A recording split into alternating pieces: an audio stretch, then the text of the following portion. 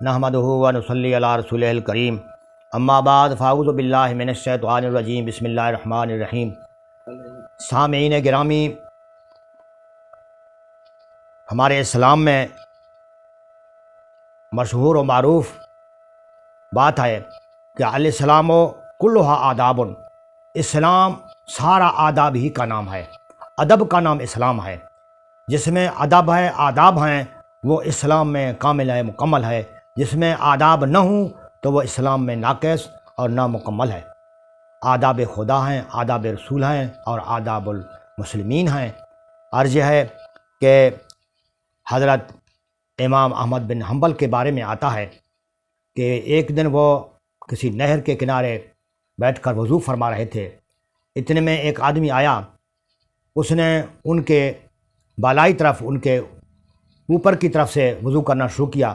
جب اسے پتہ چلا کہ یہ تو امام المسلمین حضرت امام احمد بن حنبل ہیں، تو انہوں نے ادب کا لحاظ رکھتے ہوئے وہاں سے اٹھے، حضرت امام صاحب کے نچلی طرف جا کر بیٹھ کر انہوں نے وضو مکمل کیا۔ تو یہ وقت گزر گیا، امام صاحب کی زیارت کی چلے گئے، تو ہوتے ہوتے وہ اس دنیا سے تشریف لے گئے، رحلت فرما گئے۔ تو کسی نے اس آدمی کو خواب میں دیکھا۔ یہ شیخ عطار وہ کامل بزرگ ہیں جنہوں نے تذکرۃ الاولیاء لکھا ہے۔ تذکرۃ الاولیاء میں یہ واقعہ ہے۔ شیخ عطار رحمۃ اللہ علیہ فرماتے ہیں کہ اس آدمی کو کسی نے خواب میں دیکھا کہ اللہ کریم نے آپ کے ساتھ کیا معاملہ کیا ہے۔ تو اس شخص نے جواب دیا کہ بات یہ ہے کہ میرے کوئی اچھے اعمال نہیں تھے، لیکن اللہ کریم نے، میں نے جو حضرت امام المسلمین حضرت امام احمد بن حنبل کا ادب کیا تھا، ان کا احترام کیا تھا وضو کرتے وقت، تو اللہ کریم نے اس احترام کی بدولت مجھے بخش دیا، مجھے معاف کر دیا ہے۔ شکر الحمدللہ، میں اس وقت میں بہشت میں ہوں اور مجھے کوئی تکلیف اور عذاب نہیں ہے۔ تو دوستو عزیزو، حضرت امام احمد بن حنبل بہت ہی اللہ کے پیارے انسان تھے۔ جن لوگوں نے ان سے استفادہ کیا، سو استفادہ کیا، وہ دونوں جہانوں میں کامیاب رہے۔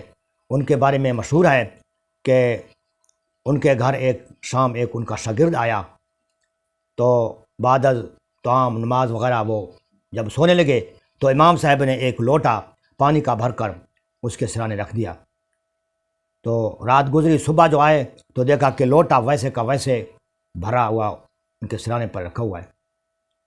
تو امام صاحب نے پوچھا کہ لوٹا تو ویسے کا ویسے پڑا ہے۔ شاگرد نے عرض کیا کہ حضور میں لوٹے سے کیا کرتا؟ تو آپ نے فرمایا کہ لوٹا میں نے اس لیے رکھا ہے، جو تم نے علم حاصل کیا ہے تو اس علم پر کچھ عمل ہونا چاہیے کہ آپ پچھلی رات کم از کم اٹھتے، وضو کرتے، کچھ نوافل ادا کرتے تاکہ اللہ آپ کے اوپر راضی ہو جاتے۔ تو آپ نے جب علم حاصل کیا تو عمل نہ کیا تو اس کا کیا فائدہ؟ میں نے اس لیے پانی رکھا کہ آپ پچھلی رات اٹھیں اور اللہ کریں۔ تو مولانا رومی رحمۃ اللہ علیہ کا ایک شعر مجھے یاد آیا، وہ فرماتے ہیں: علم گربر تنزنی مارے شود، علم گربر تنزنی مارے شود، علم گربر جانزنی یار شود۔ علم کو اگر تو پیٹ کے لیے حاصل کرے، تو صرف گزر اوقات کے لیے حاصل کرے، تو وہ تمہارے لیے سانپ بن جاتا ہے، اس دنیا میں بھی اگلے جان کے لیے بھی۔ اور جب علم کو تو عمل کے لیے حاصل کرے کہ اس پر میں عمل کروں گا، تو آپ اس عمل کی بدولت، اس علم کی بدولت آپ کی یہ دنیا بھی بہتری میں اور قبر بھی بہتر اور میدان محشر میں بھی آپ جو ہے نا کامیاب و کامران رہیں گے۔ علم عمل کے لیے ہوتا ہے، نہ کہ جو ہے نا کسی اور کام کے لیے۔ تو اللہ کریم نے ہمارے جتنے بھی اکابر تھے وہ بعمل انسان تھے، انہوں نے جو علم حاصل کیا اس پر وہ عمل بھی کرتے رہے، اور ہمارے اسلام میں اسلام ہی جو ہے نا پریکٹیکل لائف، ہمارا اسلام جو ہے نا عملی مذہب ہے، اور صوفیہ کرام نے اسلام کے عملی پہلو کو اختیار کیا۔ اللہ کریم نے ان کو اپنی معرفت اور ان کو نرالی شان عطا کی۔ اللہ کریم ہمیں ان لوگوں کا نقش قدم عطا فرمائے اور ان کی راہ اور ان کے گفتگو پر عمل کرنے کی توفیق عطا فرمائے۔ وما علینا الا البلاغ۔ السلام علیکم ورحمۃ اللہ وبرکاتہ۔